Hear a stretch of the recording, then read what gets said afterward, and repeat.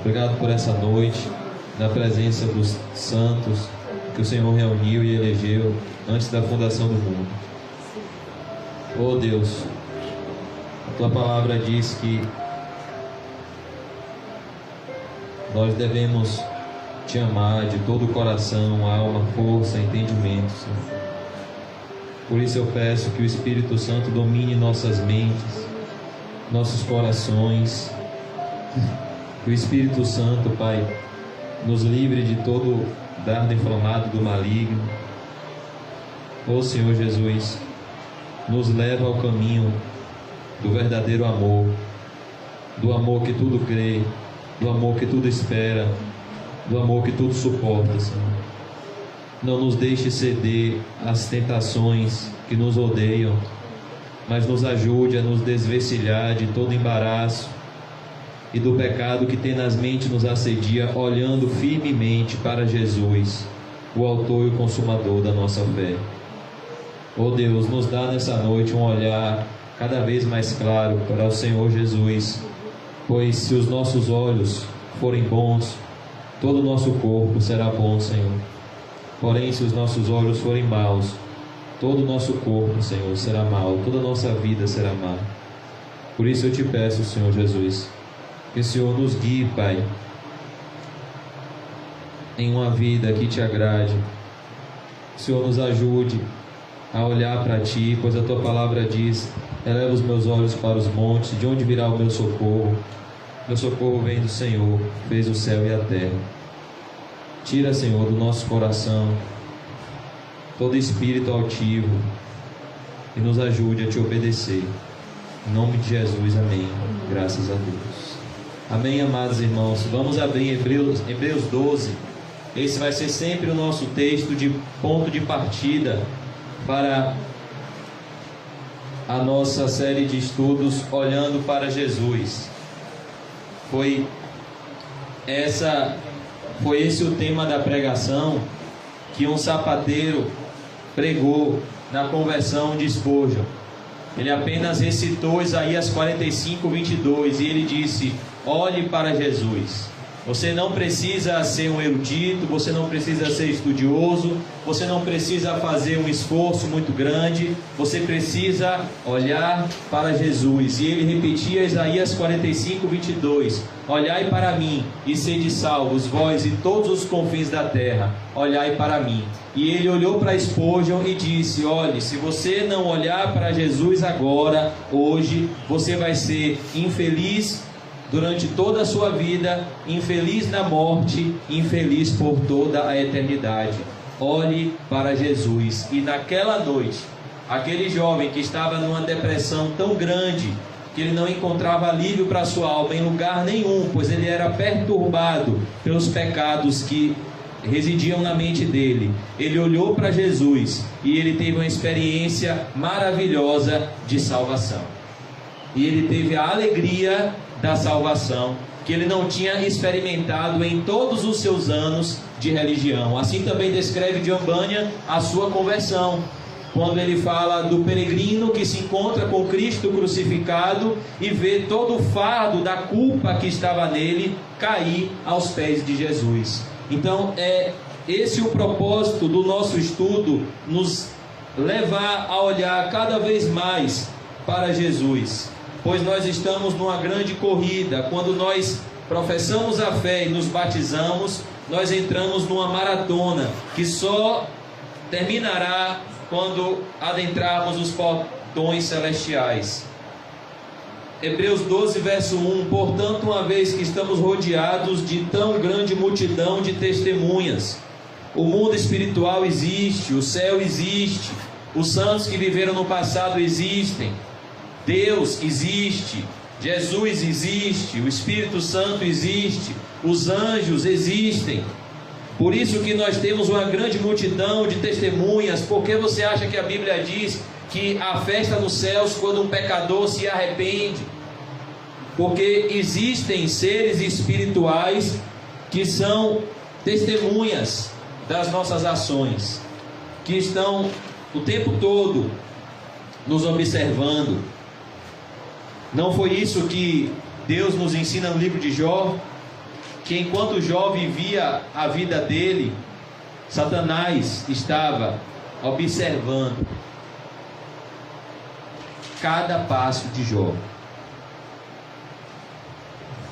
E nós temos que entender que nós temos testemunhas do ponto de vista positivo, é o caso daqui de Hebreus 12, os irmãos que viveram no passado, e nós temos testemunhas do ponto de vista negativo, os apóstatas, os anjos caídos, aqueles que se rebelaram contra Deus. Livremo-nos de todo peso que nos torna vagarosos. A ideia aqui é que existem coisas nas nossas vidas que não vão acrescentar em nada na nossa comunhão com Deus, só vão se tornar um fardo na nossa caminhada cristã. Por exemplo, a busca pelas riquezas. Por que você acha que o Senhor Jesus disse que é mais fácil um camelo passar pelo fundo de uma agulha do que um rico entrar no reino dos céus? Porque a riqueza, ela pesa. E o cristão, ele não deve viver em busca dos bens materiais, uma vez que Deus é quem nos proporciona aquilo que Ele designou que iria nos dar antes da fundação do mundo. A Bíblia diz no livro de Provérbios que Deus fez o rico e o pobre, e ambos se encontram na morte. Ainda que José de Arimateia quisesse, ele não conseguiria ser pobre, porque 753 anos antes dele nascer, Isaías disse que Jesus teria o seu sepultamento com os ricos. E ainda que o ladrão da cruz fizesse a melhor faculdade, tivesse o melhor empenho no seu trabalho, ele não iria ser rico, porque Deus decretou que ele iria ser pobre, pois 753 anos antes dele nascer, Isaías disse que Jesus seria crucificado ao lado de criminosos. Então nada pode mudar os planos de Deus. Então nós vemos aqui que o escritor aos Hebreus diz: livremo-nos de todo peso. Existe coisa na vida cristã que só traz peso, como por exemplo, uma má companhia. Ela é um peso para a sua comunhão com Deus. As más companhias corrompem os bons costumes. E do pecado, olha aonde está aqui o pecado, que nos atrapalha. A ideia aqui é que o pecado nos assedia. O pecado suga as nossas forças, suga a nossa energia. O pecado tira o nosso vigor. O pecado tira a alegria da salvação. O pecado ofusca a luz de Cristo do nosso coração, pois somente os limpos de coração verão a Deus. E uma vez que seu coração está sujo pelo pecado, você não consegue enxergar a Deus, que é Jesus. Davi disse que enquanto ele calou seus pecados, seu vigor, sua alegria se tornou sequidão de estio. Do pecado que nos atrapalha. Por isso que nós não podemos brincar com o pecado, porque ele nos atrapalha. E corramos com perseverança a corrida que foi posta diante de nós. A ideia aqui é que no momento que você se batizou e professou a fé, no momento que você creu em Cristo, no momento que você desceu as águas, no momento ou você recebeu a água na sua cabeça, no momento em que você começou a sua caminhada cristã, você tem diante de você uma corrida, um caminho que Deus estabeleceu, um caminho que é um caminho rumo à cidade celestial. E ele diz aqui: mantenhamos o olhar firme em Jesus. Aqui ele diz o segredo da perseverança cristã: mantenhamos o olhar firme para Jesus. Todos os dias devemos olhar para Jesus. Todos os dias devemos ouvir o Evangelho. Todos os dias devemos contemplar Jesus Cristo morrendo na cruz pelos nossos pecados. O líder, a ideia aqui é que ele é o autor e aperfeiçoador de nossa fé. Agora hoje eu queria convidar os irmãos a olhar para Jesus do ponto de vista do maior sermão que ele pregou, o Sermão do Monte. Eu queria hoje fazer um resumo, que a gente passasse rapidamente pelo Sermão do Monte, pois o Sermão do Monte é a vida cristã na prática. O Sermão do Monte é o cristianismo de forma prática, são os princípios elementares da vida cristã. O que Deus quer do seu povo? O Sermão do Monte. No Sermão do Monte nós vemos, irmãos, que aquilo que muitas vezes mais difícil de praticar são as coisas mais simples do cristianismo. Por exemplo, amar os inimigos, orar pelos que nos perseguem. Nós vamos ver que quando a vida cristã se torna prática, ela se torna difícil. Perdoar aqueles que nos machucam, perdoar de todo o coração, no sentido do nosso coração estar completamente limpo. São coisas que às vezes a gente vê uma luta interna, mesmo com anos de vida cristã. E nós vamos abrir em Mateus 5. E vamos passear rápido, irmãos, no Sermão do Monte. Porque lendo esse sermão, você pode analisar a si mesmo, se você de fato é um cristão, se você de fato está vivendo a vida cristã, porque o Sermão do Monte, ele nos descortina. O Sermão do Monte, dizem os estudiosos da Bíblia, ele é a carta magna do reino dos céus. Aqui Jesus vai mostrar o coração da lei de Deus. Aqui Jesus vai mostrar quem são os verdadeiros cristãos, qual o propósito dos cristãos nesse mundo, qual é o propósito da lei de Deus. Aqui Jesus vai mostrar como a nossa vida religiosa é vivida na prática. Aqui Jesus vai mostrar aonde nós devemos ajuntar tesouros. Jesus vai mostrar como nós devemos exercer o julgamento. E nós vamos olhar para Jesus nessa noite sob a luz desse sermão que ele pregou, que é um sermão que é repleto de autoridade, porque é um sermão que termina com a atenção toda voltada no pregador, pois o pregador era o próprio centro da mensagem. Por isso que o Sermão do Monte não termina com as pessoas impactadas com a mensagem. O Sermão do Monte termina com as pessoas impactadas com Jesus. As pessoas diziam: vejam como ele ensina com autoridade. Ele não ensina como os escribas e fariseus, porque ele revogou para si uma autoridade que os fariseus não tinham. Os fariseus ensinavam a lei através de uma tradição oral.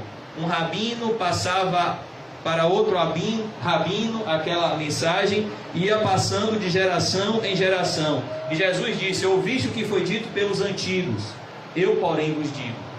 Mostrando que ele tem autoridade para falar da parte de Deus, pois ele é o próprio Deus.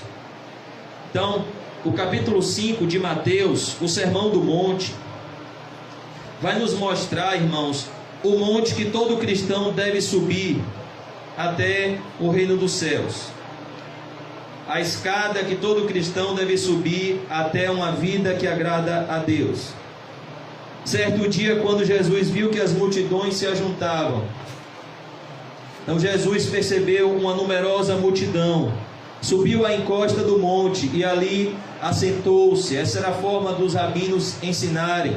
Jesus aqui, ele sobe no monte para fazer o uso do vento como um auxiliador da sua mensagem. Na época de Jesus não existia microfone, ele pregava ao ar livre e ele se colocava no lugar alto, muitas vezes pregava à beira-mar, porque o próprio vento ecoava a sua voz. E ele aqui sobe no monte, se assenta, seus discípulos se reuniram ao redor dele e ele começou a ensiná-los. Aqui nós vemos uma maravilhosa verdade, que embora milhares de pessoas estivessem ao redor de Jesus, o olhar de Jesus estavam fixos nos seus discípulos. Ele prega esse sermão aqui para os seus discípulos, embora toda uma multidão estivesse ouvindo. E o Senhor Jesus começa o Sermão do Monte com a as características dos verdadeiros cristãos, e ele começa pavimentando o caminho da verdadeira felicidade, dando um nó na nossa cabeça, porque Jesus aqui vai pegar os valores do mundo e ele vai inverter. Jesus aqui ele vai mostrar que os valores do reino de Deus, eles são justamente opostos aos valores do reino dos homens. Pois, segundo os padrões humanos, nunca um pobre vai ser feliz.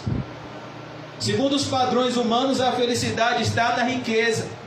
A felicidade está nos prazeres. A felicidade está em uma vida regalada. Mas aqui o Senhor Jesus vai dizer justamente o contrário: que feliz é o pobre, que feliz é o que chora, que feliz é o manso, que feliz é o que tem fome e sede de justiça, que feliz é o que tem um coração misericordioso, feliz é o que tem um coração limpo, feliz é o que promove a paz, e feliz é o perseguido. Então nós vamos ver aqui nas bem-aventuranças que a felicidade que os homens tanto procuram nas riquezas não está nela. A felicidade que os homens tanto procuram nos relacionamentos não estão neles. A felicidade que os homens tanto procuram nas realizações profissionais e na busca por uma boa fama e por um bom nome não está nessas coisas. Essas coisas são como beber a água do mar. Além de não matar a sede, desidrata mais ainda. E Jesus começa as bem-aventuranças mostrando quem são aqueles que, do ponto de vista de Deus, são abençoados com toda a sorte de bênçãos espirituais nas regiões celestiais, e quem são aqueles que possuem a verdadeira felicidade, uma felicidade que não depende das circunstâncias. O homem natural, ele é movido pelas circunstâncias. Se tudo lhe vai bem, ele está bem. Mas se as circunstâncias fogem do seu controle, logo ele perde o equilíbrio. E nós vemos aqui, irmãos, que Jesus vai nos ensinar que a felicidade está no correto relacionamento com Deus. Nós somos criaturas de Deus. Nós estamos dentro do cronograma de Deus. É como se o plano de Deus fosse um quebra-cabeça e cada um de nós fosse uma peça desse quebra-cabeça. E eu e você só seremos plenos, realizados, quando estivermos encaixados no lugar certo que Deus designou para que estivéssemos, para que o plano de Deus se cumpra de forma perfeita, porque a vontade de Deus é boa, perfeita e agradável. Por isso que nós vemos aqui, o Senhor Jesus vai dizer bem-aventurados, é a expressão que mostra um estado de felicidade acima das circunstâncias. Bem-aventurados, felizes, ditosos são os pobres de espírito. Bem-aventurados são aqueles que dependem de Deus para tudo, daqueles que reconhecem que não podem nada. Bem-aventurados são aqueles que no seu íntimo sabem do seu estado de miserabilidade, sabem que são pecadores e então não fazem nada sem o auxílio de Deus. Como Jesus disse, sem mim nada podeis fazer. E a primeira bem-aventurança é a chave para todo o Sermão do Monte, porque aqui ele vai dizer que quem tem essa característica já está no reino dos céus, ou seja, quem é pobre em espírito vai obedecer todos os outros preceitos do Sermão do Monte, pois ele vai enxergar esses preceitos como prioridade de vida. Pois sem a comunhão com Deus, o pobre em espírito entra em total desespero. Essa é a pobreza de espírito, é quando enxergamos a nossa necessidade desesperadora da presença de Deus. Felizes são os pobres de espírito, são aqueles que recorrem ao auxílio de Deus para tudo, pois o reino dos céus lhes pertence. Agora o Senhor Jesus vai dizer que felizes são os que choram, felizes são aqueles que se arrependem, felizes são aqueles que choram ao olhar para Cristo, como ele disse a mulheres que estavam seguindo a ele rumo ao Calvário. chorando e lamentando, e ele disse: mulheres de Jerusalém, não chorem por mim, chorem por vocês, pelos vossos filhos e pelas vossas filhas, porque sem lenho seco está acontecendo isso. Imagine o que não vai acontecer com lenho verde. O que Jesus estava querendo dizer é: não chorem por mim, eu estou sendo a salvação de vocês e dos seus filhos, mas chorem para que haja arrependimento no coração dos seus filhos e no coração de vocês, porque se comigo, que não tenho pecado, está acontecendo isso, imagine quando a ira de Deus for derramada sobre aquele que morrer impenitente em seus pecados. Por isso que ele diz aqui: felizes são aqueles que choram. A Bíblia diz que aqueles que semeiam com lágrimas, com júbilo ceifarão. Porque o choro pode durar uma noite. O que é a noite para o cristão? Toda essa vida. Embora Deus nos console com alegrias no espírito, esse mundo é uma noite, porque o mundo inteiro jaz no maligno. E muitas vezes a noite é a nossa vida. Às vezes nós choramos durante toda uma vida com o intuito de agradar a Deus, mas um dia Deus irá nos consolar. Por isso que ele diz: felizes são aqueles que choram. E aqui não é qualquer choro, não. Aqui Jesus está falando de um choro do luto, do choro do pranto, do choro que tira a podridão do coração, do choro que tira a malícia do coração, do choro que tira a impureza do coração, do choro que tira a ganância do coração, do choro que tira a avareza do coração, do choro que tira o orgulho do coração. Esse é o choro bem-aventurado. Não é o choro movido de remorso que Judas teve. Não é o choro de remorso que Esaú teve. É o choro de arrependimento que Pedro teve. E Pedro, caindo em si, chorou amargamente. Esse é o choro bem-aventurado. Felizes são aqueles que choram, eles serão consolados. Deus irá enxugar dos nossos olhos toda lágrima. Felizes são os mansos. As bem-aventuranças é como uma cadeia, uma está interligada à outra. A pobreza de espírito, quando enxergamos o nosso estado diante de Deus, quando enxergamos a nossa perdição e dependemos de Deus para tudo, nós choramos, porque nós vemos em nós mesmos algo que nos impede de agradar a Deus, que é a nossa própria natureza. Então, a pobreza de espírito gera lágrimas. Não há ninguém que se encontre com Deus e saia desse encontro com Deus irreverente. Moisés se encontrou com Deus e temeu e tremeu. Ficou com medo. Senhor, não tem outro para o Senhor enviar, não? Jacó se encontrou com Deus e temeu e tremeu e ficou manco. Isaías se encontrou com Deus e pensou que ia morrer. O apóstolo João, na ilha de Patmos, se encontrou com Deus e caiu como um morto diante de Jesus.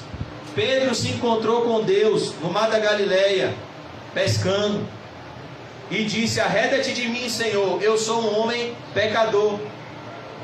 Todos que têm um encontro verdadeiro com Deus, eles têm o seu orgulho quebrados.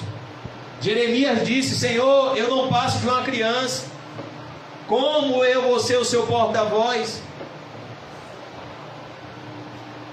E muitas vezes, ao enxergar a missão que Deus nos dá,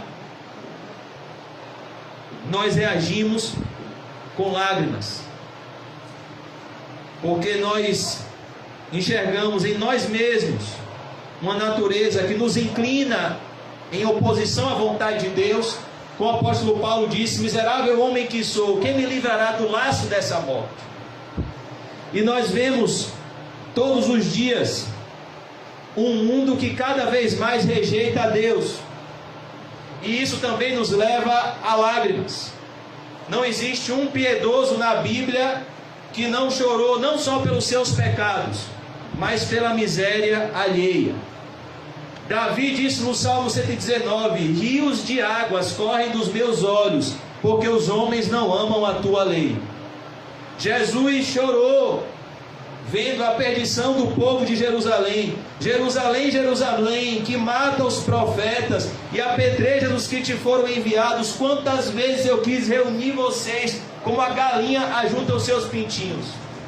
O apóstolo Paulo disse chorando que haviam pessoas que se diziam amigas de Cristo, mas eram inimigas da cruz de Cristo. Irmãos, não é normal pecar. O pecado não é normal. Todo pecado deve trazer choro em nós e através de nós. Toda vez que a gente vê um ato de pecado, nós devemos manifestar indignação e tristeza. É por isso que o cristão chora. Você chega em casa, liga a TV, você chora. Você vê crianças sendo violentadas, estupradas, assassinadas. Você vê maldade em cima de maldade. Isso te leva a chorar. Você olha para a sociedade, você vê as drogas destruindo a vida das pessoas. Você passa pelo Aquidauã, pelas 7 portas, você vê zumbis. Se você é um cristão, você não olha aquilo com sentimento de justiça. Você olha aquilo com sentimento de misericórdia. Porque se você não está agora fumando um cachimbo de crack, é porque Deus derramou graça sobre a sua vida. É por isso que ele diz aqui: felizes são os que choram. Essas pessoas são felizes. Por quê? Porque elas têm algo que o ímpio não tem: uma consciência em paz com Deus.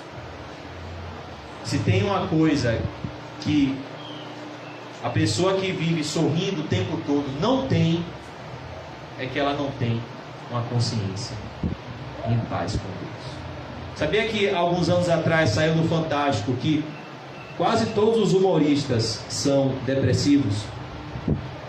Que aquela alegria deles é passageira. Quando eles caem na realidade, vem a tristeza.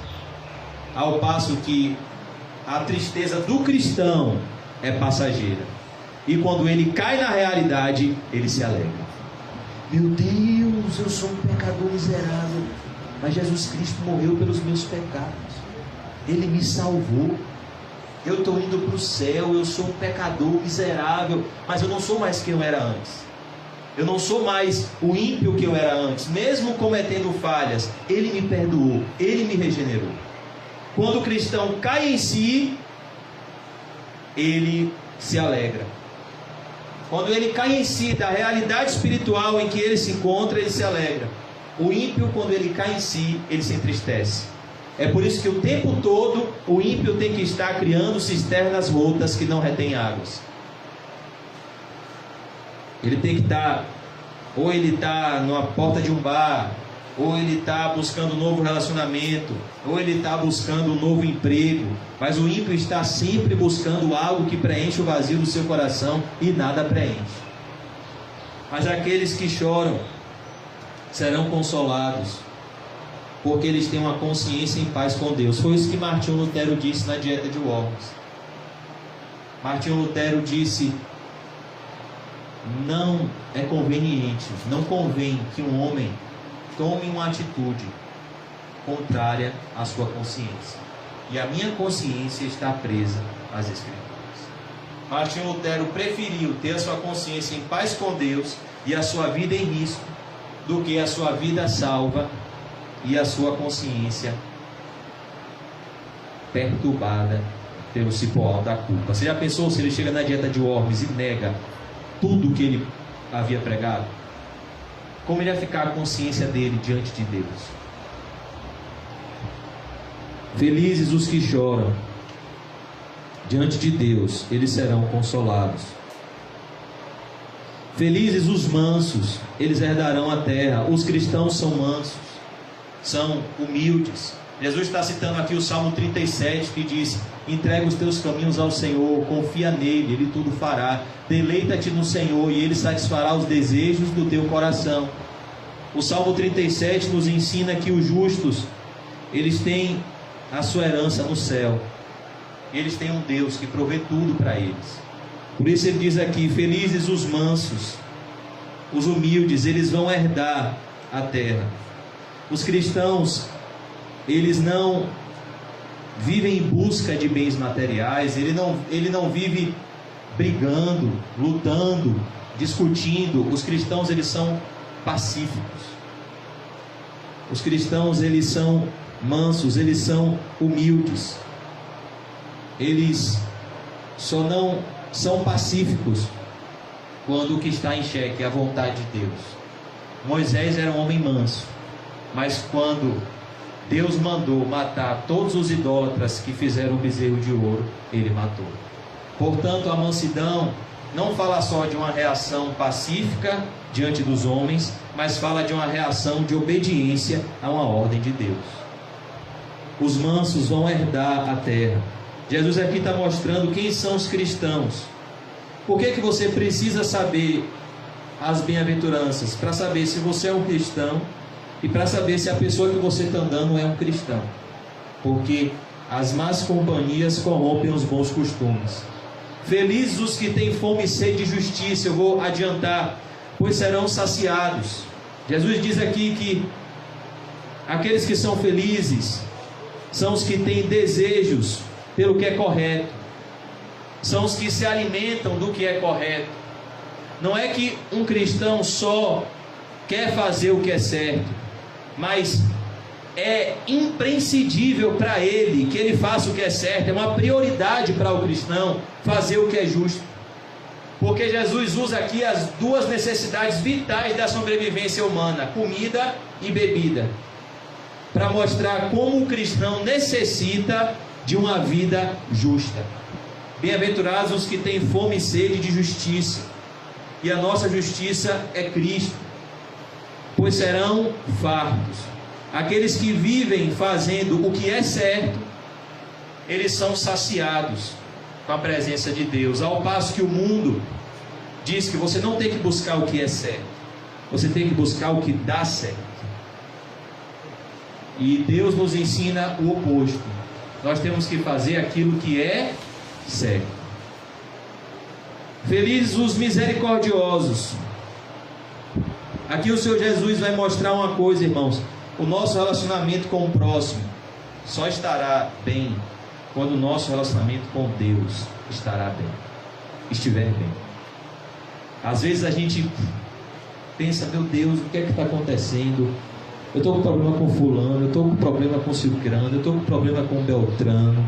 Digo por mim, irmãos, mas será que em primeiro lugar o seu problema não é com Deus? Porque se o seu relacionamento com Deus estiver bem, seu relacionamento com fulano, com beltrano, com ciclano vai melhorar também.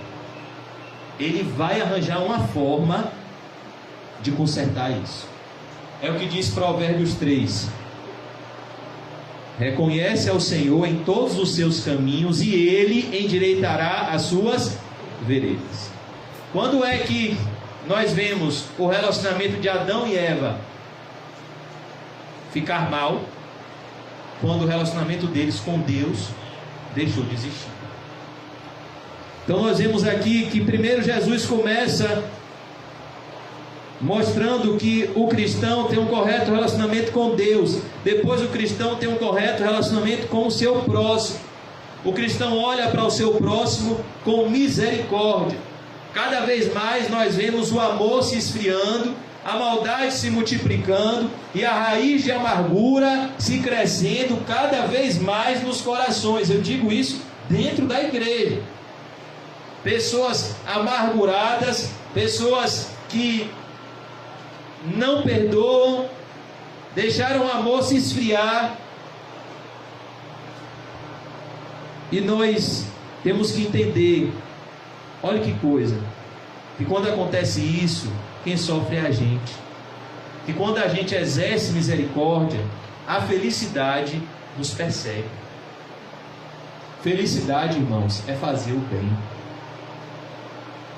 Nada, você ter uma consciência de que você está fazendo o que é certo, não tem preço. Felizes os misericordiosos. A ideia aqui é a junção de duas palavras: compaixão de coração, acompanhado com a ação. É quando nós lançamos o nosso coração na miséria do outro. Jesus disse: ame o teu próximo como a ti mesmo. Isso é a consequência de quem ama a Deus. É por isso que em Gálatas 5,14 Paulo diz: quem ama ao próximo cumpriu toda a lei. Felizes os misericordiosos, pois serão tratados por misericórdia. Olha que coisa, a forma que você trata o seu semelhante é a forma que Deus vai te tratar naquele grande dia. Não, eu amo a Deus, mas fulano não. O que é que João diz lá em 1 João 4,20? Você diz que ama a Deus, que você não vê, e não ama o seu irmão que você vê, então você é o quê? Mentiroso. Por quê, irmãos? Porque nós demonstramos nosso amor por Deus cuidando do nosso próximo. Não foi isso que Jesus ensinou na parábola do samaritano que socorreu aquele judeu ferido, dois povos que não se davam bem? Não foi isso que Jesus disse a Pedro: Pedro, tu me amas, apacenta as minhas ovelhas. Pois serão tratados com misericórdia, mas o juízo será exercido sem misericórdias para os que não exercem misericórdia. Felizes os que têm um coração puro. Feliz é aquele que perdoa. Muitas vezes você exerce misericórdia com a pessoa. Vamos supor que aquele samaritano socorreu aquele judeu, acudiu aquele judeu, e quando aquele judeu ficou bom, a primeira coisa que ele fez foi fazer uma maldade com o samaritano. Qual é a tendência natural? É o samaritano endurecer o seu coração. Por isso que a pureza de coração está logo após a misericórdia. Porque quando exercemos misericórdia, muitas vezes nós recebemos um tratamento duro. Muitas vezes nós passamos amor e recebemos ódio. Passamos carinho e recebemos traição. E para isso a gente precisa exercer o perdão. Porque o propósito não daquela pessoa que nos machucou, mas de Satanás que está por detrás daquela pessoa, é sujar o nosso coração e nos deixar perdidos em relação à nossa visão de Jesus Cristo. Eles verão a Deus. É essa visão que vai ser a visão mais bonita que um ser humano pode ver. Ver a face de Deus. Um cristão, quando morre, é isso que ele vê. Por isso que Jesus disse, de maneira tão sábia: de que adianta o homem ganhar o mundo inteiro e perder a sua alma? Você vai morrer. Você pode ter ajuntado uma grande fortuna, mas o que você preparou? Para quem será? E se você vê a Deus com o coração sujo depois da morte? Por isso que ele diz aqui: os que têm coração puro verão a Deus. Felizes os que promovem a paz, pois serão chamados filhos de Deus. Os cristãos são pacificadores, inimigos de conflitos desnecessários. O único conflito que o cristão entra é quando os valores de Deus estão em negociação. É quando o evangelho de Deus está sendo pregado. Mas existem conflitos que nós devemos abrir mão. Abrir mão de conflito. Como eu estava lendo esses dias em Gênesis, Isaac cavava um poço, viam os filisteus, cavava outro poço. O que é que Isaac fazia? Pegava o exército dele, brigava? Não. Ele ia para outro lugar e cavava outro poço. Aí vinham os filisteus e brigavam com Isaac, e com inveja de Isaac, tapavam o poço de Isaac. Isaac não brigava, de forma pacífica, cavava outro poço. E ele encontrou o que os filisteus não encontraram: um poço de águas vivas, o Senhor Jesus Cristo. Porque felizes são os pacificadores, aqueles que promovem a paz. Não é assim que os cristãos se cumprimentam: paz do Senhor, irmão. Mas tem gente que fala a paz do Senhor e promove conflito. É uma contradição. A pessoa chega na igreja, paz do Senhor, irmão. E aí daqui a pouco procura conflito com o irmão. Ó, irmão, eu não gostei da forma que você chegou hoje na igreja. Você chegou, não falou comigo. Você chegou, botou a moto ali na frente do lugar. Que negócio é esse? Mas nós devemos, irmãos, promover a paz. A Bíblia diz, no que depender de vós, tende paz com todos. A Bíblia diz, a palavra dura suscita a ira, a resposta branda desvia o furor. Você quer ver um exemplo disso? O trânsito. Você está dirigindo, ainda mais se você for um bom motorista como eu. Aí a pessoa passa, começa a gritar com você, soltou uma palavra dura, xingou seu pai, sua mãe, você. Aí você abre o vidro e faz o quê? Rapaz, que carteira comprada é essa? Ô irmão, não é comprada não, eu perdi, me perdoe. Mas amanhã eu estou fazendo outra prova, já estou tirando outra. Uma vez eu passei por isso. Eu já fui reprovado em outras situações, né? Porque às vezes a gente só gosta de contar o lado bom da gente. Mas teve uma vez que eu fui aprovado. Uma pessoa me parou e começou a me xingar no trânsito. Aí eu falei, ô meu irmão, me perdoe. Aí o cara ficou sem graça, porque ele pensou que eu ia reagir no mesmo ímpeto que ele veio. Quando eu falei isso, ele desarmou todo e foi embora. Porque a palavra dura suscita a ira. Você acha que no meu interior eu não mirei quando ele me disse um bocado de desaforo? Mas a Bíblia diz, irai-vos e não pequeis. Mas a resposta branda desvia o furor.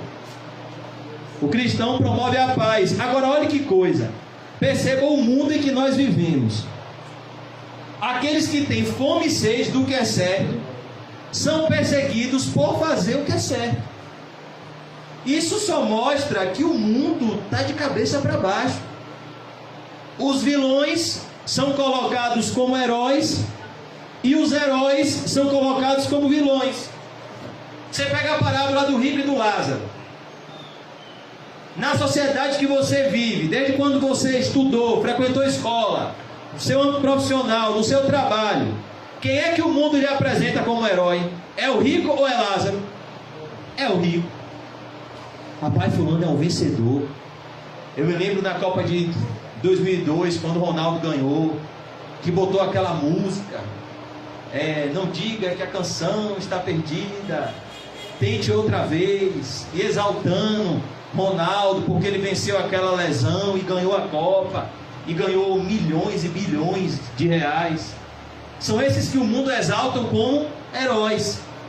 Mas um cristão que renuncia a tudo e segue a Cristo é tratado como o quê? Como um vilão. Que nada aquele povo que não tem nada na cabeça, aquele povo bitolado, aquele povo fanático, aquele povo radical. É isso que o mundo pensa dos cristãos.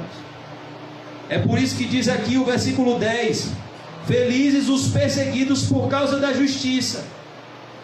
Olha que coisa, olha a causa, a natureza da perseguição. Você quer fazer o que é certo e você encontra oposição. Aí você faz o que é errado e você encontra apoio. Esse é o mundo que a gente vive. Se você assinar o cheque de Satanás e dizer: Satanás, eu me rendo, eu me prostro, tudo vai fluir. Mas se você disser: não, eu quero fazer o que é certo, se prepare para a oposição. Bem-aventurados os perseguidos por causa da justiça, pois o reino dos céus lhes pertence.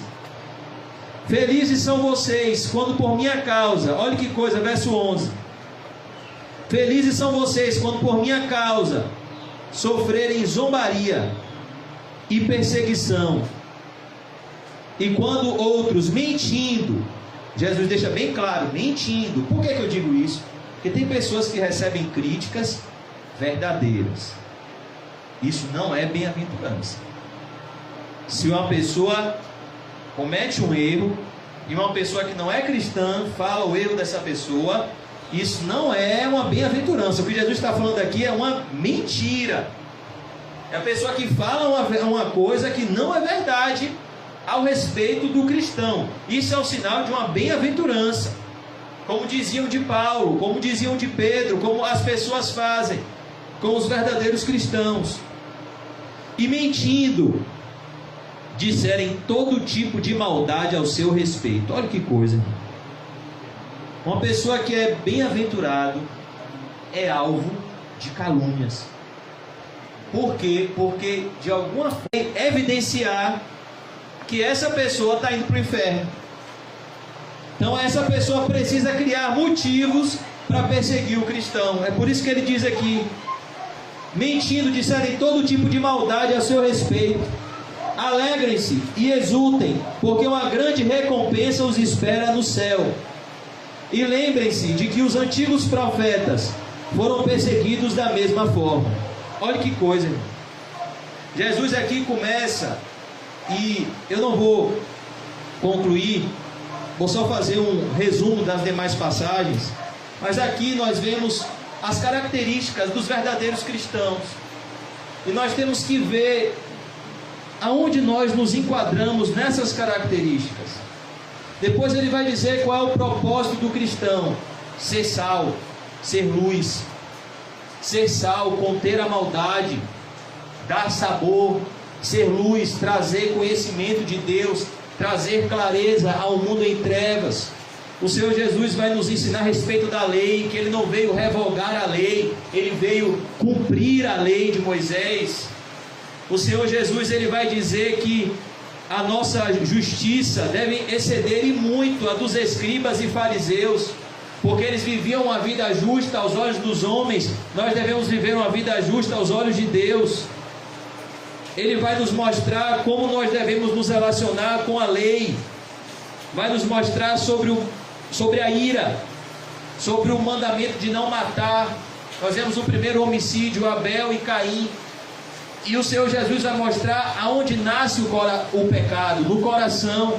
Quando você se encoleriza contra o seu irmão, quando você perde a paciência com o seu irmão, se ira contra o seu irmão sem motivo, isso já mostra que você tem a mesma índole de alguém que tira a vida de outro.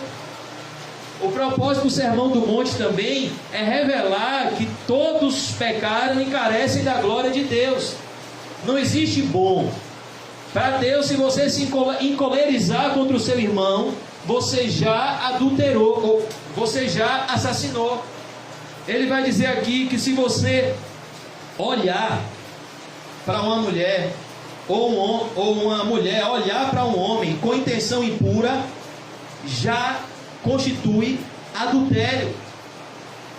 Então Jesus aqui vai mostrar o coração da lei, que o propósito da lei é revelar a maldade do homem, para que o homem se veja perdido e venha aos pés de Cristo. Ele vai dizer: se o teu olho te leva a pecar. Quando o Senhor Jesus vai falar do adultério, ele trata com mais seriedade o pecado. Ele diz: se o olho direito leva a pecar, arranque-o e jogue-o fora.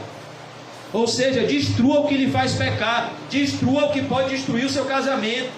Ele vai falar aqui sobre o casamento, e antes de falar sobre o divórcio, ele fala sobre o abandono do pecado, que é melhor abandonar o pecado do que abandonar o seu casamento. É isso que ele quer dizer aqui, que a maioria dos divórcios acontecem pelo pecado, pela dureza do coração do homem.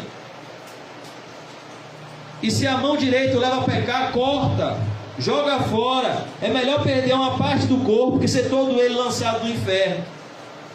Também foi dito: quem se divorciar da esposa deverá conceder-lhe um certificado de divórcio.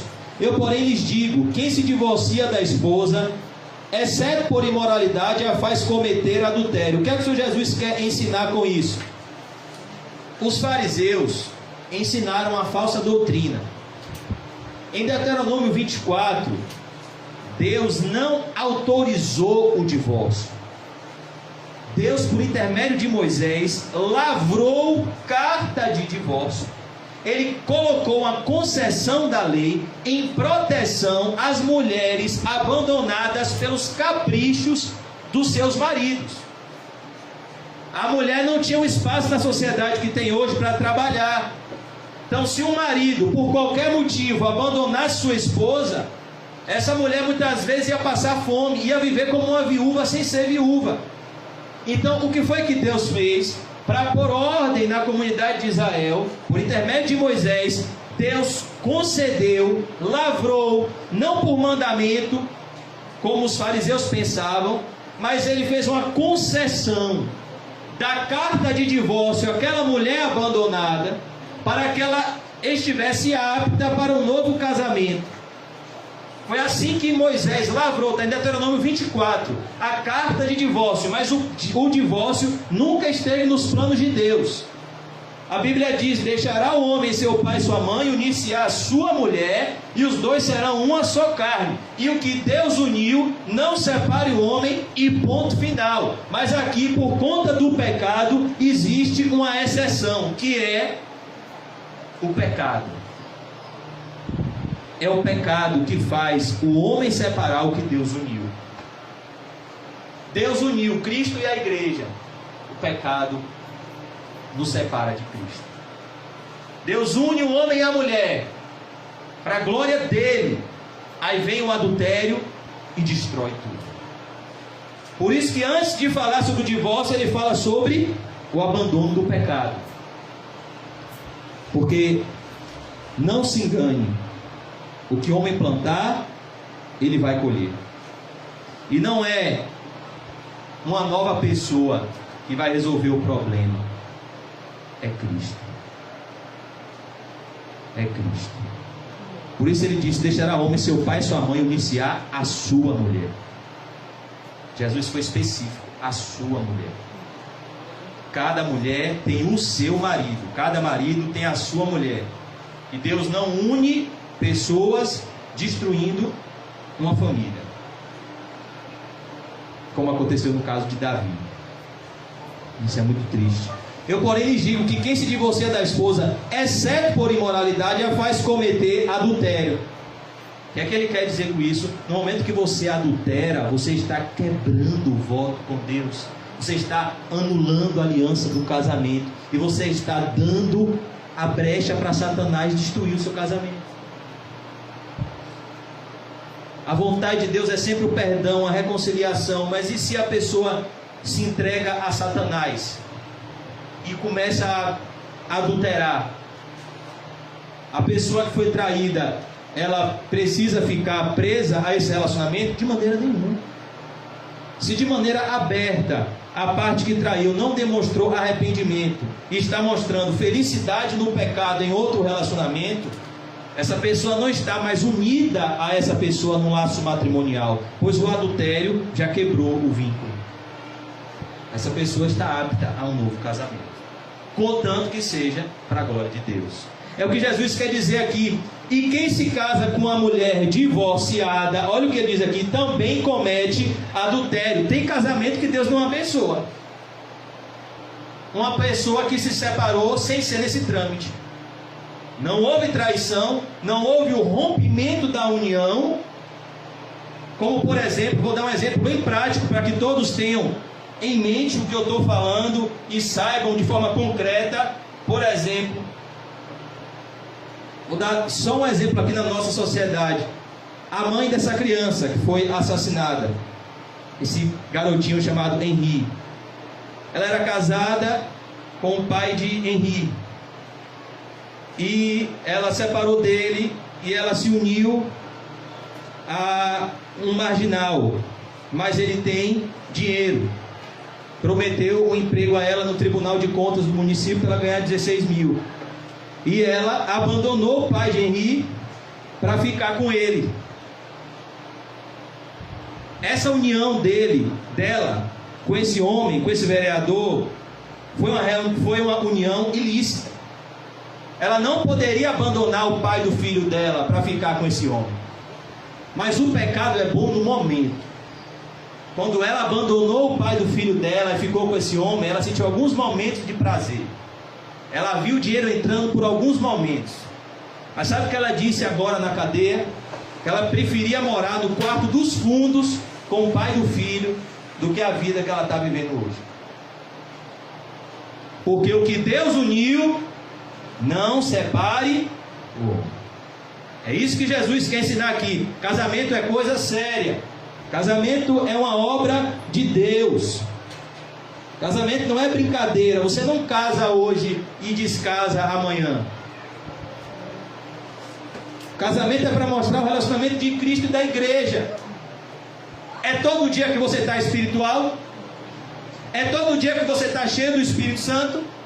É todo dia que você leu 10 capítulos da Bíblia, que você orou, que você se santificou, que você orou pelos seus irmãos, que você orou pelos seus inimigos? Não. Mas todo dia Cristo te ama da mesma forma. E a Bíblia diz que os maridos devem amar a esposa como Cristo amou a igreja. E as esposas devem se submeter aos maridos como a igreja se submete a Cristo. Então Jesus fala aqui como os cristãos vivem suas vidas conjugais. Ele fala como os cristãos usam as suas palavras agora. Jesus disse: olhe, não jure, não comprometa a sua palavra em vão, seja o vosso falar sim, sim, não, não, que passar disso é de procedência maligna. Jesus fala sobre a vingança, que muitas pessoas diziam olho por olho, dente por dente. Jesus disse: não se vingue do perverso. Ele disse: se alguém lhe der uma tapa na face direita, ofereça a outra. Seja pacífico, esteja disposto a apanhar e não a bater. Se alguém lhe forçar a caminhar 1 milha, caminhe com ele 2. Ensino sobre o amor pelos inimigos. Vocês ouviram o que foi dito: ame o seu próximo e odeie o seu inimigo. Que conversa é essa? Que ensino é esse? Que você ama quem está na igreja e odeia quem está fora da igreja? O amor, irmãos, é o único caminho. E o amor não deve se limitar somente a essas 4 paredes. Claro, a nossa família está aqui dentro, mas nós devemos amar os inimigos também. Eu, porém, lhes digo: amem os seus inimigos. Amar de que forma? Pregue para eles, ore por eles, sofra por eles. Orem por quem os persegue. Olha, irmãos, eu garanto a você, quando a pessoa lhe fizer mal, quando você começar a orar por ela, eu garanto, como 2 e 2 são 4, que você vai começar a sentir misericórdia dessa pessoa. Desse modo vocês agirão como verdadeiros filhos de seu Pai que está no céu, pois Ele dá a luz do sol tanto a maus como a bons, faz chover tanto sobre justo como injusto. Se amarem apenas aqueles que os amam, que recompensa tereis? Portanto, sejam perfeitos como perfeito é seu Pai Celestial. Agora o Senhor Jesus vai falar, eu vou passar mais rápido, sobre a nossa vida devocional, sobre a prática da caridade. Ele vai falar: guardai-vos, ou seja, tomem cuidado. Tomem cuidado para não fazer as coisas para trazer atenção para si. Cuidado com o espírito de exibicionismo. Cuidado com o desejo de ser o centro das atenções. Pois se você faz isso, você já roubou as atenções de Cristo. Todo cristão tem o mesmo sentimento de João Batista, que ele cresça e eu diminua. Se tem uma coisa que João Batista não buscava, era estar no centro das atenções. Cuidado, não pratiquem suas ações em público para serem admirados por outros, pois não receberão a recompensa de seu Pai que está nos céus. Quando ajudarem algum necessitado, não toquem trombeta para serem elogiados pelos outros. Ou seja, não façam as coisas para que as pessoas vejam. Mas quando ajudarem algum necessitado, não deixe que a mão esquerda saiba o que a direita está fazendo. Dê a sua ajuda em segredo, e seu Pai que observa em segredo os recompensará. Essa é a diferença de quem está fazendo para Deus e quem está fazendo para o homem. Quem está fazendo para Deus não quer que ninguém saiba. Quando Jesus curou um leproso lá em Marcos, o que foi que ele disse? Não conte para ninguém o que eu fiz. E o leproso fez o que? Saiu e contou para todo mundo. Mas Jesus disse: olha, não conte para ninguém. Porque Jesus não queria se aparecer. Ele queria fazer o bem porque Ele é bom. E nós não somos bons, mas o Espírito daquele que é bom habita em nós. Então a bondade é uma das características do fruto do Espírito. O cristão verdadeiro, ele é bondoso, ele tem prazer em exercer bondade para com o seu próximo. Ele vai falar sobre a oração que deve ser em secreto, a oração modelo, como o cristão deve orar, o Pai Nosso. E eu queria enfatizar no Pai Nosso somente o perdão, porque Jesus enfatiza. Jesus fala sobre o perdão no Pai Nosso e conclui o Pai Nosso falando sobre o perdão. Porque se você não perdoa, você não tem comunhão com Deus. Se você não perdoar, você não vai prosperar na vida espiritual. Ele fala sobre o jejum, que deve ser em secreto. Ele fala sobre o dinheiro e os bens, aonde ajuntar os nossos tesouros, nos céus e não na terra. Porque aonde estiver o nosso tesouro, vai estar o nosso coração. Onde está aquilo que é mais importante para a gente, é lá que a gente vai focar as nossas atenções. Jesus vai falar sobre os nossos olhos, que os nossos olhos são a lâmpada para o corpo. Se os nossos olhos forem bons, nosso corpo vai ser cheio de luz, nossa vida vai ser cheia de paz. Mas se a gente estiver olhando para a direção errada, nossa vida vai ser cheia de trevas. A Bíblia diz: não ande segundo o conselho dos ímpios, não se detenha no caminho dos pecadores, nem se assente na roda dos escarnecedores. Quando os olhos são maus, o corpo se enche de escuridão. E se a luz que há em vocês é verdade escuridão, como é profunda essa escuridão? É o que acontece com o falso cristão. Ele carrega a luz, mas ele está em trevas. Ele promete luz, mas ele emana uma escuridão ainda maior. Porque não se espera a maldade de um cristão. Se espera atos que se assemelham a Cristo. Por isso que no filme Paulo, apóstolo de Cristo, ele fala para jovens que queriam soltar eles na força: vocês não conhecem a Cristo. E nós temos que tomar cuidado para que a nossa luz não se apague e se torne escuridão. Às vezes muitas pessoas pensam: poxa, por que meu ente querido ainda não crê em Cristo? Mas você já brilhou a luz de Cristo como deve brilhar diante deles? Ou muitas vezes sua luz está aquela, como às vezes ficava aqui, mas não fica mais, graças a Deus, apagando e voltando, apagando e voltando, apagando e voltando. Uma hora você acende luz, outra hora você apaga, treva. Nós, irmãos, devemos ser luz. Devemos perseverar em fazer o bem. E ele vai dizer o que deixa mais o nosso coração em trevas: a devoção ao dinheiro. Ninguém pode servir a dois senhores. Ou odiará um e amará o outro, ou será dedicado a um e desprezará o outro. Vocês não podem servir a Deus e ao dinheiro, porque o dinheiro te ocupa. O dinheiro faz você amar Ele, e o dinheiro faz você se opor a Deus, porque o amor ao dinheiro é a raiz de todos os males. Não pode servir a dois senhores. Ou você odiará um e amará o outro. Olha o que Jesus diz: se você amar o dinheiro, você odeia a Deus. Se você ama a Deus, você odeia o dinheiro. Você usa o dinheiro para a glória de Deus. Por isso eu lhes digo: não se preocupem com a vida, se terão o suficiente para comer, beber ou vestir.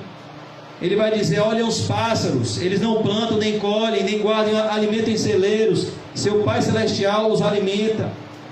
Vocês não são muito mais valiosos que os pássaros? E por que se preocupar com a roupa? Observe como crescem os lírios. O Senhor Jesus vai mostrar aqui a providência de Deus, como Deus provê todas as coisas necessárias para que a nossa vida seja vivida para a glória dele. O que não temos é porque não precisamos. O que precisamos nós temos. Por isso devemos agradecer. Busquem em primeiro lugar o reino de Deus e a sua justiça, e todas estas coisas lhes serão dadas. Portanto, não se preocupem com o amanhã, pois o amanhã trará suas próprias inquietações. Basta cada dia o seu próprio mal. E ele vai concluir no capítulo 7, mostrando sobre o perigo do espírito hipercrítico, de nos assentarmos como juízes e nos esquecermos que também seremos julgados. Mas o Senhor Jesus também não está dizendo aqui que não existe nenhum tipo de julgamento. Pois existe o julgamento reto, que é a palavra de Deus. Não julgueis para não serem julgados, pois vocês serão julgados pelo modo como julgam os outros. O padrão de medida que adotarem será usado para medi-los. A grande repreensão que Jesus faz aqui é vista de forma clara em 2 Samuel 12. Quando Natã vem repreender Davi, conta uma parábola, e Davi se enche de indignação e exerce um juízo sobre aquele homem e diz: o homem que fez isso deve morrer. Natã chegou a Davi com uma parábola, como se Davi tivesse que julgar aquele caso, como se aquilo tivesse acontecido no reino dele. Aí Davi disse: o homem que fez isso deve morrer. Natã disse: Davi, esse homem é você. E o juízo que você exerceu sobre esse homem, restituir 4 cordeirinhos, é o juízo que Deus vai exercer sobre você. Ele vai pedir 4 filhos. Então, o que Jesus está dizendo aqui não é que não exista um julgamento, existe. Nós devemos discernir tudo pela palavra de Deus. Mas o apóstolo Paulo diz: você viu seu irmão em erro, corrige-o com espírito de brandura, com humildade, com mansidão. Porque hoje você pode corrigir uma pessoa e amanhã você pode estar caindo no mesmo erro que ela, ou no erro até pior do que ela. O que Davi fez foi mais grave do que aquele homem da parábola de Natã fez. Porque o pecado faz o quê? Certo. Jesus vai dizer aqui agora que a gente é capaz de enxergar um cisco no olho do irmão, mas não enxerga a trave do nosso próprio olho. É por isso que a chave do Sermão do Monte é o começo do Sermão do Monte. É a porta de entrada do céu, é a pobreza de espírito. Porque um cristão humilde e um cristão pobre em espírito, quando o irmão vê o cisco no olho dele, ele não fica com raiva, ele agradece. Porque talvez aquilo que é um cisco para o irmão é uma trave que eu não estou vendo. Por isso que a repreensão em amor é uma bênção e não uma maldição. Ódio é você ver a pessoa no mau caminho e não falar nada. Aí a pessoa planta na carne, amanhã está sofrendo, está depressivo, está tomando remédio controlado, está se acabando porque pecou. E se é filho de Deus, o pecado vai trazer consequência mesmo. E você, como um covarde, não teve coragem de chegar e falar: ô meu irmão, cuidado, esse caminho aí, você vai pecar, você vai sofrer, você vai plantar, você vai colher, como 2 e 2 são 4. O cristão deve ser franco um com o outro.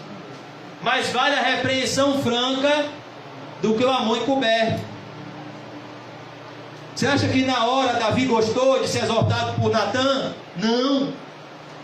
Mas hoje, com certeza, ele está abraçando Natã no céu e agradecendo a coragem dele. Rapaz, eu podia lhe matar, mano. Você é doido, é? Eu era rei. Você é doido, é? Você entrou lá, você entrou na minha corte, você acabou com minha reputação. Você contou detalhe por detalhe. Como é que você tem coragem de fazer aquilo comigo? Muito obrigado. Agora a gente está no céu. Eu poderia ter o mesmo destino que Saul, podia estar no inferno agora, se você não tivesse essa coragem de falar a verdade para mim. Olha que bênção. Hipócrita, primeiro livre-se do tronco em seu olho, então você verá o suficiente para tirar o cisco do olho do irmão. Olhe o que Jesus fala aqui. Primeiro você corrige o seu pecado e depois tenha coragem para tirar o cisco do olho do irmão. Jesus não está dizendo aqui que é errado você exortar, não. O que ele está dizendo é: tenha coragem de tirar a trave do seu olho e depois tire mesmo o cisco do irmão. Que a palavra irmão é aquele que é meu igual. Se você é meu igual, se eu quero para você o que eu quero para mim, eu quero que você plante no Espírito. Eu quero que você viva para a glória de Deus. Eu quero que você desfrute da paz de Deus. E a mesma coisa eu quero que você deseje para mim. Não dê o que é santo aos cães, nem joguem pérolas aos porcos. É justamente o que acontece quando você repreende um cão ou um porco. Ele te vê como inimigo. ele fica com ódio. Pisotearão as pérolas e os cães se voltarão contra vocês e os atacarão. Agora Jesus vai falar sobre a importância de se orar ao perceber a nossa incapacidade de obedecer todos esses preceitos do Sermão do Monte. Ele vai dizer: pedi, pedi e dá-se-vos-á. Batam e a porta será aberta. A capacitação para viver o Sermão do Monte vem de Deus. Sem o Espírito Santo é impossível amar o inimigo. Você pode fingir, mas amar de dentro para fora, de forma sincera, o inimigo, sem o Espírito Santo é impossível. Então o que Jesus diz aqui é: peçam a Deus, recorram à ajuda de Deus. Todo que procura encontra, o que bate a porta é aberta.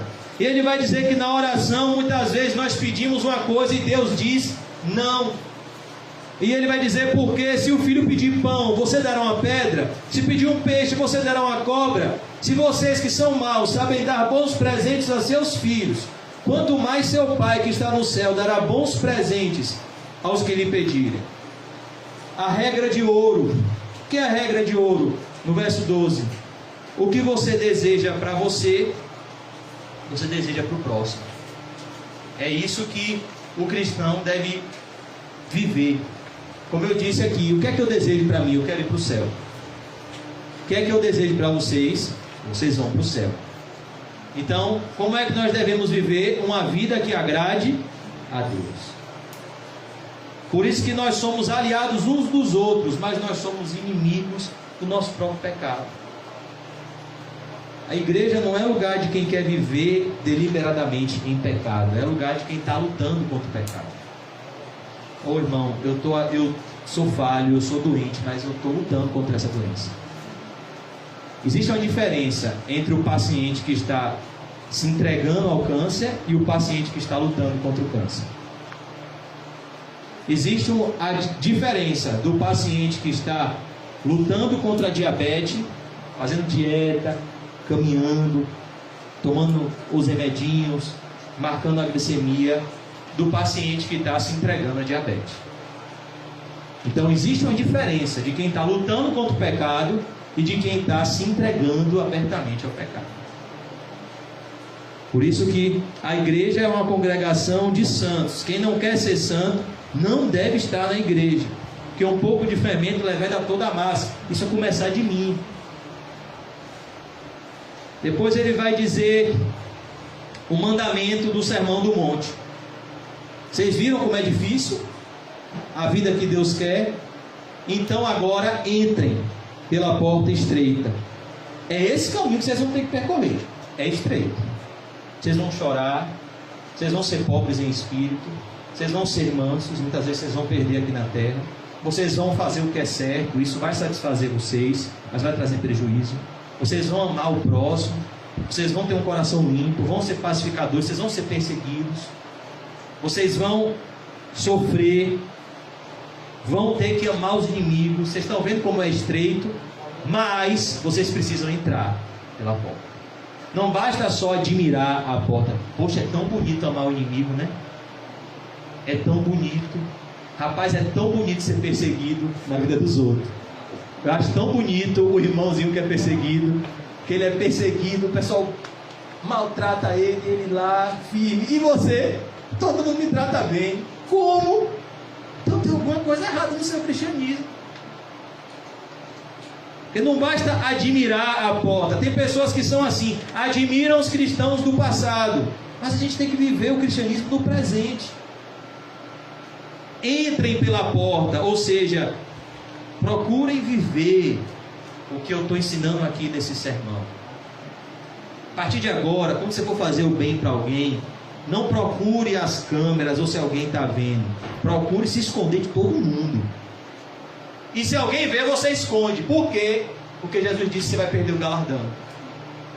É o que ele disse. Se você der uma esmola e alguém vê, você perdeu o galardão junto ao Pai que está no céu. Então, se você faz uma obra, uma boa obra, e você faz esperando recompensa humana, todo o galardão que você recebe é um pecador dizendo: olha como fulano é gente boa. sendo que você tem o privilégio de fazer aquilo em secreto, debaixo de oração, para a glória de Deus, e Jesus te dá o devido galardão no céu, e aqui na terra também. Por isso que ele diz aqui: entrem pela porta estreita, não admirem a porta, entrem. É duro. Jesus disse aqui nesse sermão: corta a mão, arranca o olho. Isso é entrar pela porta, não é só conhecer o caminho, é para viver o caminho. A estrada que conduz à destruição é ampla, ou seja, às vezes a pessoa entra pela porta larga e nem sabe que ela já entrou pela porta larga, que ela já está vivendo o caminho largo.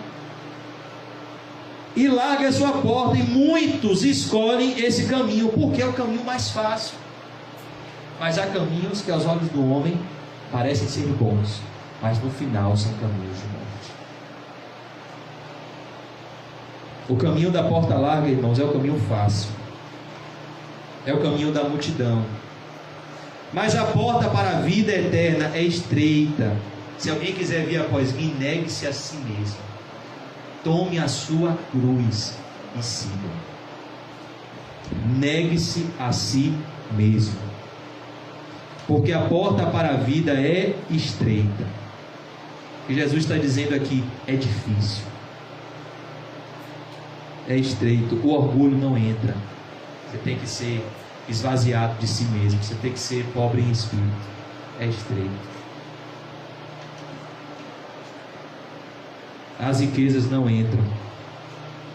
Vai, vende tudo que tens, dá aos pobres, terás um tesouro no céu, depois vem e me segue. A imoralidade não entra. Eu também não te condeno, disse Jesus à mulher adúltera: agora vá e não peques mais. Não entra.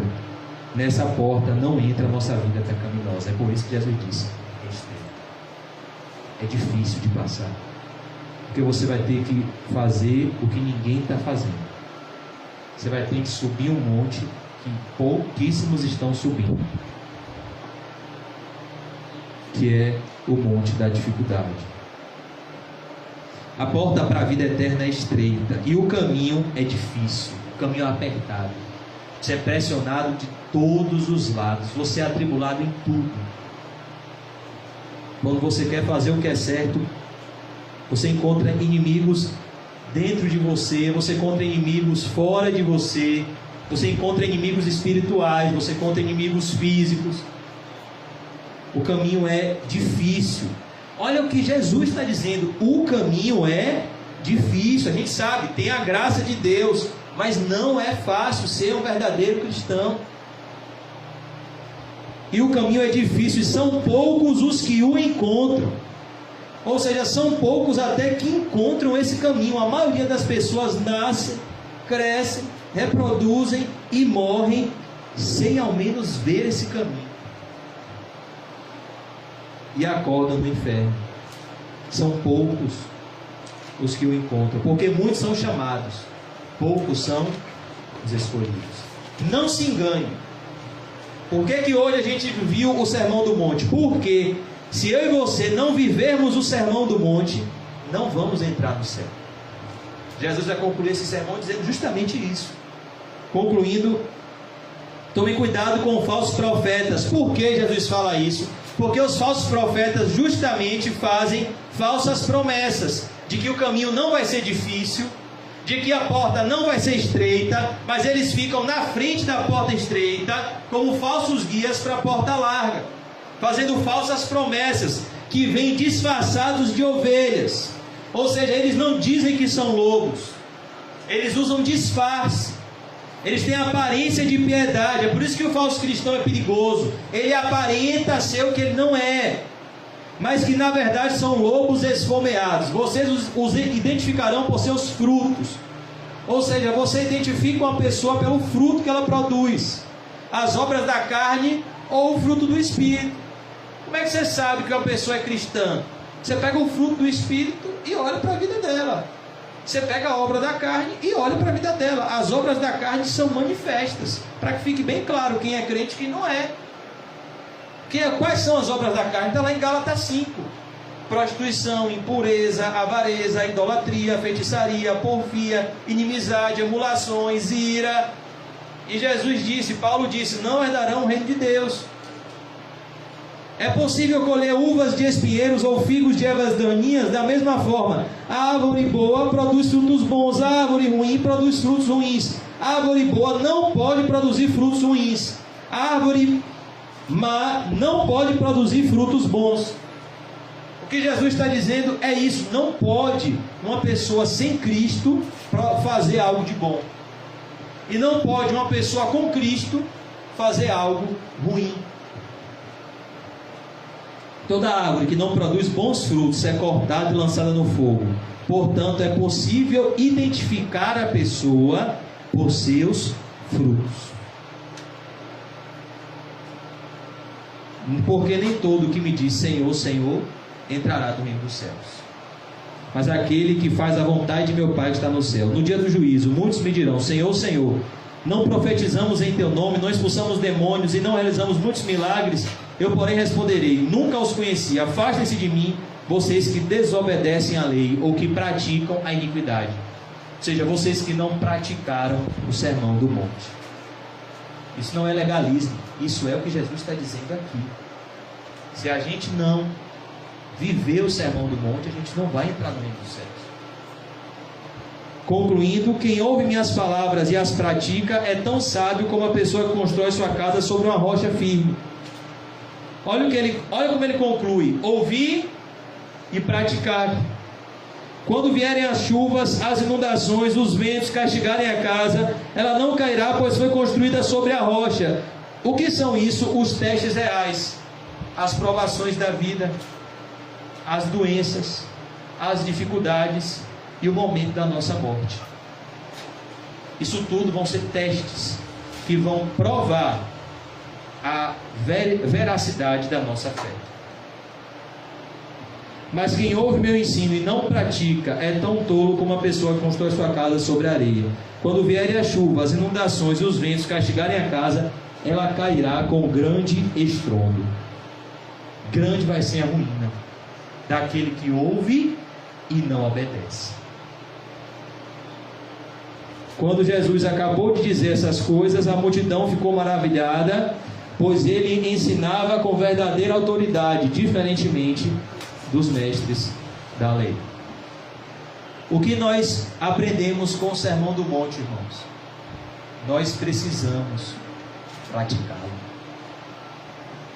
Nós precisamos levar a sério Mateus 5, 6 e 7.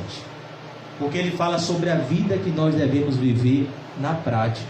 Ele fala sobre a piedade na prática. Ele fala sobre o propósito da nossa vida na prática, ser sal, ser luz. Ele fala sobre a nossa identidade.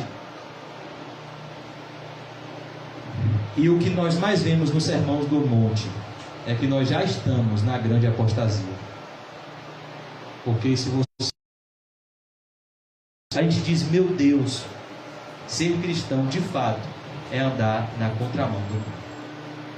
Eu queria orar nessa noite para que Deus nos ajude a viver o Sermão do Monte. E queria pedir aos irmãos que na sexta-feira é aniversário do pastor, mas há um pedido: nós não vamos trazer nenhum presente e não vai ter bolo, não vai ter nada. É sério, é um aviso, porque o presente que cada membro da nossa congregação vai dar é temer a Deus e guardar os seus mandamentos. Orar pelo pastor. Porque de nada adianta, irmão, você dar um presente a ele e desonrar a Deus depois, vivendo uma vida que envergonha a ele e a Cristo. Então, queria pedir aos irmãos que o presente que nós vamos dar ao pastor são frutos dignos de arrependimento. Eu tenho certeza que traz muito mais alegria ao coração dele do que um bolo. Pelo contrário, o bichinho ainda vai engordar. Se esforça para fazer caminhada, fazer tudo. Eu tenho certeza que vai trazer muito mais alegria nós vivermos o amor cristão, vivermos a vida cristã, honrarmos a Deus. Vai trazer muito mais alegria para ele do que um mero presente. Eu queria trazer a passagem bíblica de Samuel e Saul. O que foi que Samuel disse para Saul? Vem cá, Saul, você não obedece a Deus, você não cumpre as ordens de Deus, e você vem agora dar presente para Deus? Eis que o obedecer é melhor do que sacrificar. Então, melhor do que sacrificar, comprar um presente para o pastor, é obedecer a Deus. Ele vai ficar muito mais feliz, porque sacrifícios agradáveis a Deus, o pastor não é Deus não, falando de Deus, são coração compungido e contrito.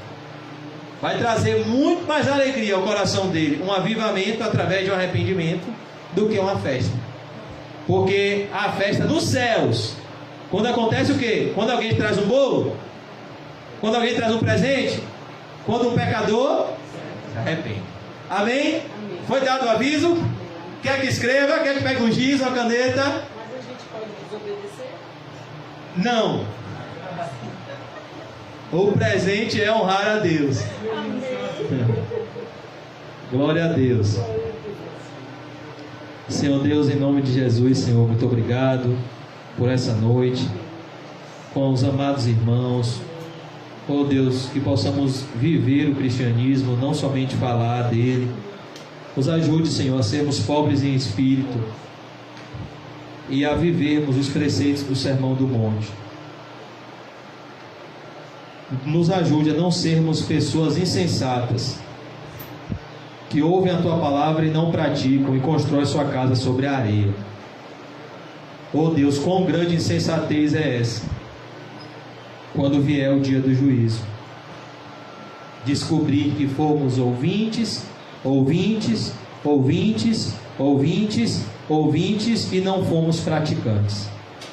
Nos livra, Senhor, desse auto-engano e nos leva a Te obedecer, a ouvir os Teus ensinos e a pôr em prática em cada detalhe das nossas vidas.